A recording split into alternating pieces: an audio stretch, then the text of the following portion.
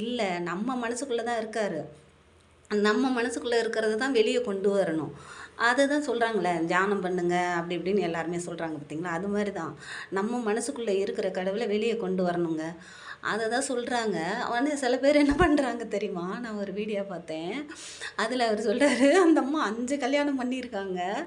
5யும் divorce வாங்கிட்டாங்க. 6வது கல்யாணம் பண்ணியிருக்கீங்கன்னு சொல்றாருங்க.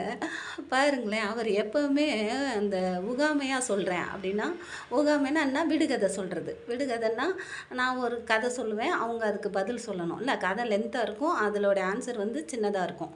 அப்படிதான் இருக்கும். அத அப்படிதான் சொல்லுவாரு. ஒரு தடவ கூட சொல்லுவாரு பாருங்களேன்.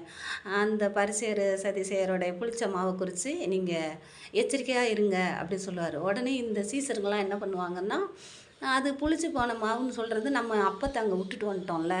அத தான் சொல்றாரு அப்படின்னு சொல்லிட்டு நம்மள திட்டுறாருன்னு நெனச்சுக்குவாங்க. உடனே அவர் சொல்லுவாரு, "இல்ல, இந்த மாரி ஆளுங்கள பத்தி தான் நான் சொல்றேன்" அப்படின்னு அதுக்கு விளக்கம் சொல்லுவாரு. அப்படி ஒவ்வொரு தடவையும் அவர் சொல்லும்போதெல்லாம், அந்த விளக்கத்த சொல்லிட்டே வருவாரு பாருங்க. அ "ஏன் நீங்க எங்களுக்கு மட்டும் புரியிற மாரி சொல்றீங்க, அவங்களுக்கு ஏன் புரியல?" அப்படின்னு சொன்னா, "அவங்க கண்டும் காணாதவர்களையும், கேட்டும் கேளாதவர்களாயும் மந்தமாவும் காது மந்தமாவும் இருக்கு." அப்படின்னு சொல்லி விளக்கம் சொல்றாருங்க. ஆனா, அத இப்போ வசனப்படி புருஷர்ன்னா வந்து அ ஆம்பளைங்கன்னு அர்த்தம் இல்லையா? அதுன்னா கடவுள். அ அ அந்த தான் சொல்ல வராங்க. ஆனா, அவரு உண்மையிலே கதையில சொல்லுவாங்கல்ல, அந்த மாரி ஒரு 5 வீட்டுக்கார டைவர்ஸ் பண்ணிட்டீங்க. 6வது ஒரு கல்யாணம் பண்றீங்க. அப்படி நீங்க பண்ணிட்டு எப்படி ஊழியம் செய்வீங்க? ஊழியம் செய்யலாமான்னானா, ஏசப்பா அத எடுத்து பயன்படுத்தினாரு. அப்படின்னு சொல்றாங்கங்க. ஆனா பாருங்க, நான் யூடியூப்ல தான் பார்த்தேன். அது எப்படி சொல்றாங்க பாருங்களேன். ஆவிக்குரிய வாழ்க்கைய பத்தி சொல்றத விட்டுட்டு, இந்த மாரி இப்ப கதைன்னு சொல்லி ஒரு கதை போடுறாங்களா, அந்த கதைய அப்படியே நம்ம உல்டாவா அத எடுத்துக்கணும். உல்டாவான்னா எப்படின்னா, விடுகதை மாரி எடுத்துக்கணும். அப்படிதாங்க பைபிள்ல வரும். இதுக்கு தான் சொல்லியிருக்காங்க.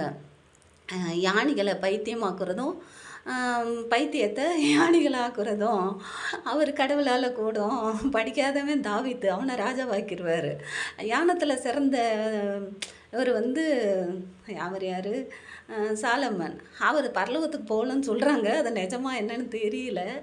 எனக்கு இவ்வளோ தான் தெரிஞ்சது. அப்படிதாங்க நம்ம பைபிள புரிஞ்சுக்கணும். இப்படி கதை மாரியே எடுத்துக்கிற கூடாது. எடுத்தா அது தப்பு தப்பா வரும். இப்படி எடுத்துக்கிட்டீங்கன்னு வச்சுக்கோங்களேன், நல்லாருக்கும். நீங்க எப்படி எடுத்துக்கிறீங்க? பாய்.